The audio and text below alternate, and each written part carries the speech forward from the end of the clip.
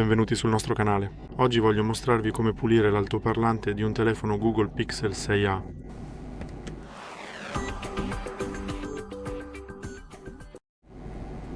Per questa operazione abbiamo bisogno di uno spazzolino rettangolare con setole flessibili. Le setole devono essere morbide o di media durezza, altrimenti graffierete il telefono. Abbiamo bisogno di alcol isopropilico, puro al 100%, per ammorbidire prima lo sporco e poi per farlo evaporare, senza lasciare alcuna traccia.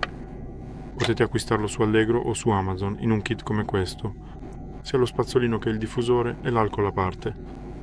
E se non ne avete, potete provare a usare un normale spazzolino da denti, purché le setole siano morbide o di media durezza, altrimenti graffierete il telefono.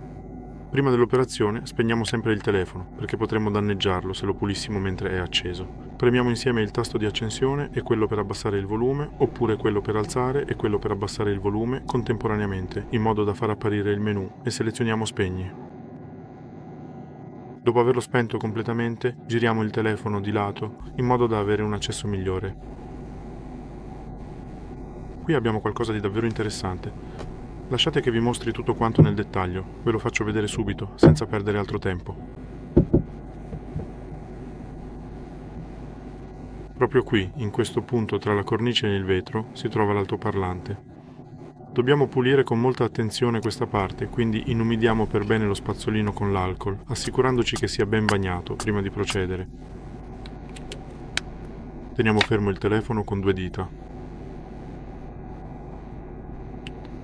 E con un movimento costante in un'unica direzione eseguiamo questo movimento 10-15 volte, in modo che lo sporco si sposti verso l'estremità dell'apertura dell'altoparlante e che poi lo spazzolino riesca a tirarlo fuori. 10-15 movimenti in una direzione sono sufficienti per ottenere questo risultato senza problemi. Solo non fate destra, sinistra, perché in quel modo spostate solo lo sporco all'interno dell'apertura dell'altoparlante, senza riuscire a tirarlo fuori. Dopo aver ripetuto 10-15 volte, ora facciamo esattamente la stessa cosa nell'altra direzione, eseguendo i movimenti sempre in un'unica direzione. In questo modo, anche l'altra parte dell'altoparlante, quella alla fine che non avevamo pulito quando abbiamo iniziato dall'altro lato, verrà pulita senza problemi.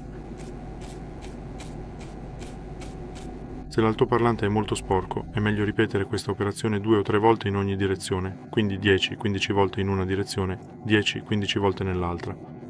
Poi di nuovo 10-15 volte nella stessa direzione in cui si è fatto la prima volta.